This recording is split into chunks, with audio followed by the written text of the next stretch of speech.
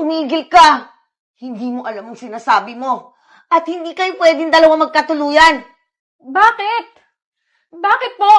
Dahil ba ex mo siya? Anong gusto mo? Ha? Yung mga kapitbahay natin, tingnan kang kalagkaring kang babae? Hindi naman sa ganun, Nay eh. Dadalhin ko naman siya dito. Mahanap lang ako ng tamang oras. Kasi naman inuunahan pa ako ng chismosang wala namang ambag sa buhay ko. Mahal, ready ka na ba? Ready saan? Alam mo naman, lagi ako handa, di ba? Ito naman, hindi kasi yun. Hmm. Naisip ko lang na gusto na kita ipakilala sa nanay ko. Kung okay lang sa'yo.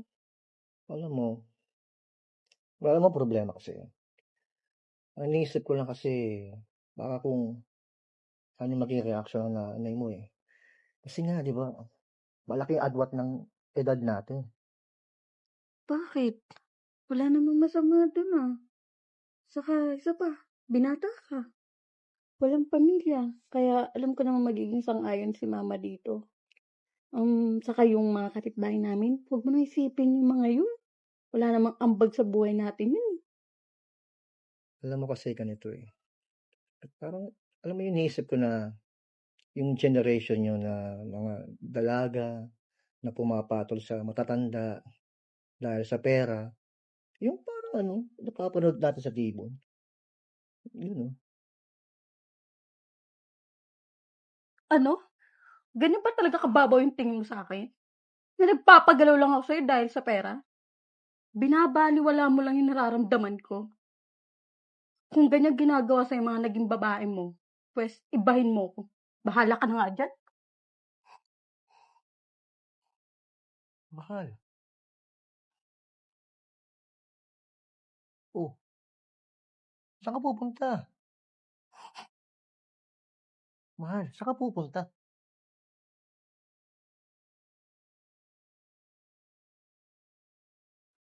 Babe, dali lang. Saan ka pupunta? Huwag ka na magalit. Sige na, mapayag na ako. Sabihan mo na lang ako kung kailan ako pupunta sa inyo para maayos ko yung schedule ko. Ha? Te-text ko na lang sa'yo kung kailan ka pwedeng pumunta sa bahay. Sige na, kailangan ko na umalis. Baka hinahanap na ako ni nanay. Sige. Ingat ka, ha? Text mo na lang ako.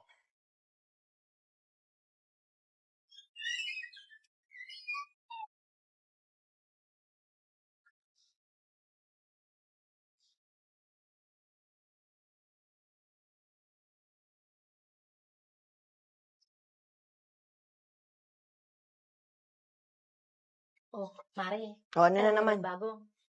Ano? Oh, yung anak mo, Mare, nakita ko, lumabas sa ibang bahay. Nay, andito na po ako, Nay.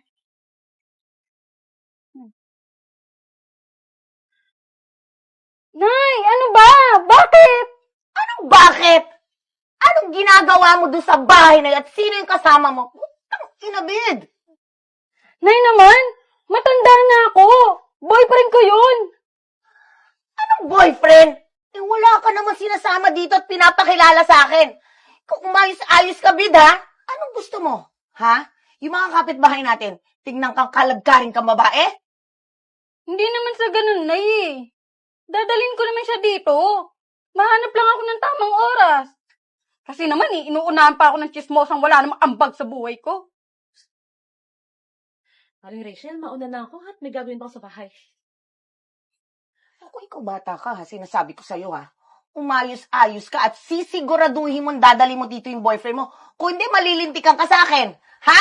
Ano akala nila? Pinalaki kitang malanding babae? Ha? Sasampalin kita dyan ulit.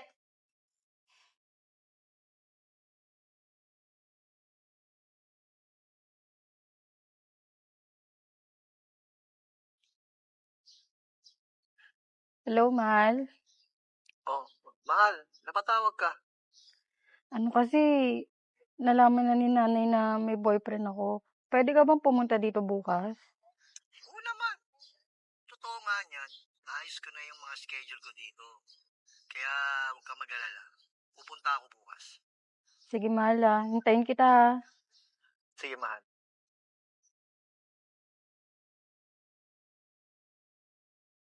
Mare, Mm. nakasundo na ba yung anak mo sa about doon sa jowa niya? Oo. Ang sabi, dadaling daw dito, papakilala sa akin. Mabuti naman kung ganun, parang hindi naglilihim sa'yo yung bata. Oo nga Nay, eh. Nay, Sino yung bid kasama mo? Lola mo?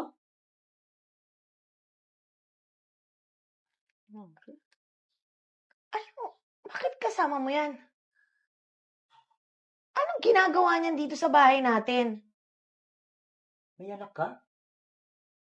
Nay, di ba sabi mo po dalhin ko dito yung boyfriend ko para makilala mo? Ito po, pinapakilala ko na siya sa inyo. Para mapatunayan ko sa'yo na hindi ako bayarang babae tulad ng iniisip mo. Teka, magkakilala ba kayo? Alam mo bang ginagawa mo, anak? Kilala mo ba yung kasama mo? Teka. Nangyari na ba sa inyo? Bakit di mo sinabi sa akin to, Rachel?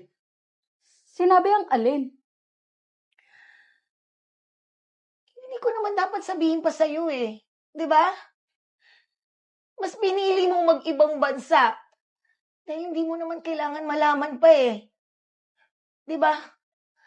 Mas pinili mo mag-ibang bansa at iwan ako. Kaya, di ko na lang inalam at sabihin sa'yo ang lahat. Hinanap kita. Pag-uwi ko ng galing ibang bansa, pinuntahan ko yung dating tinitira mo, pero wala ka na. Sa ngayon, mukhang wala na rin ako pag-asa. Lalo pat, may ka na. Nay, ano ibig sabihin ng mga pinag-uusapan nyo? Boyfriend ko po si Chad. Mahal ko po siya. Kaya sana matanggap mo kami. Di bali nang mas bata ako at matanda siya. Hindi naman po yun basihan sa mga taong nagmamahalan, di ba? Tumigil ka! Hindi mo alam ang sinasabi mo. At hindi kayo pwedeng dalawa magkatuluyan. Bakit? Bakit po? Dahil ba ex mo siya? Hindi ko siya ex. Tatay mo siya. Tatay mo na iniwan ako habang pinagbubuntis kita at mas pinili magtrabaho sa ibang bansa habang ako nag-iisa dito. At no? Ay, hindi totoo yan. Sinasabi mo lang yan kasi ayaw mo kami magkatuluyan. Bid,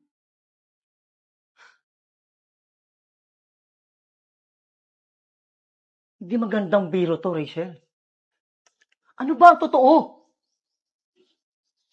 Nagsasabi ako ng totoo.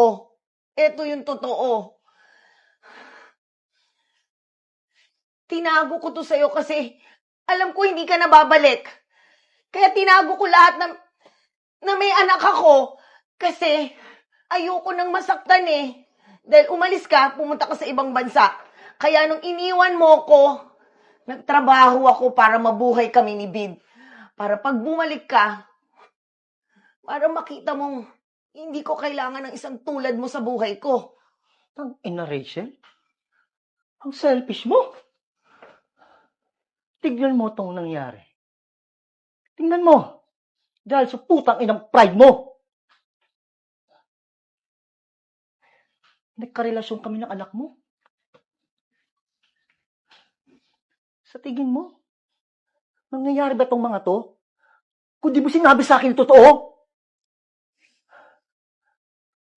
may nangyari sa amin ng anak ko. Lumalim yung relasyon namin. Naawa ko kay Bid. Grabe. Sobrang mapagmataas mo. Alam mo ba nung dahil sa kayabangan mo, hindi ko na nga namalayan. Sinusyota ako na pala ang anak ko.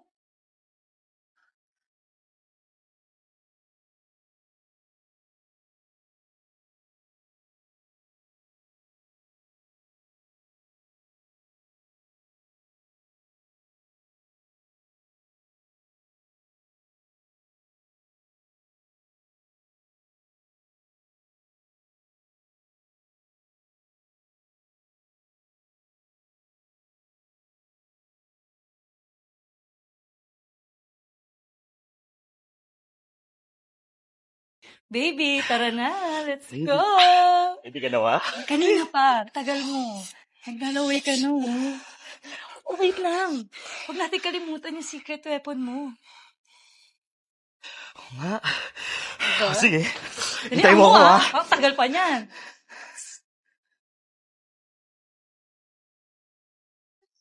Huwag mo nang inumin. Kaya mo pa naman. Hindi totoo yan. Inumin mo na. Para masayahan kayo. Ikaw din. Baby, nainom ko na. Okay na? Game na ako. Let's go? Let's go. Robust. Subok na. Effective talaga. Astig to.